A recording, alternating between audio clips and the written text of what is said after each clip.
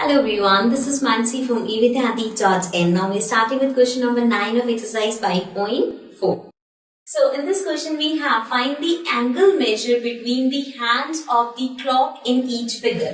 So यहाँ पे आपको कुछ figures given है, इसमें जो ये clock के hands है इसके थ्रू एंगल फॉर्म हो रहे हैं. अब वो एंगल का मेजर क्या होगा ये हमें बताना है. In the first one the time is 9 AM. So this means ये जो शो हो रहा है it is like this which is very clear कि राइट एंगल्स हमारे इस तरह से होते हैं, right. So this means this is forming an angle of 90 degree, right. And 90 degree means right angle, right.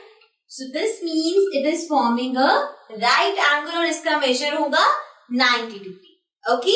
So this was our first part, first figure. Let's come to the next one. Now coming to the second figure. So here now the time is showing 1 PM. So अब यहाँ पे जो angle form हो रहा है it is like this. इस तरह से आपका एक angle form हो रहा है. अब हमें बताना है इस angle का measure क्या होगा. अब accurate measure बताने का तरीका देखो. ये यहाँ पे एक एंगल बना रहे हैं, हमें नहीं पता ये कितने डिग्री का है, बट इसको अगर मैं यहाँ 3 पे ले जाऊं, सो अब ये जो पूरा एंगल बन रहा है that is 90 degree. That is of course कि ये इस तरह से है तो ये 90 डिग्री होगा. अब इसके बीच में एक 1 पे चला गया इस तरह से, एक अगर मैं 2 पे ले जाऊं इस तरह से, सो लाइक दिस.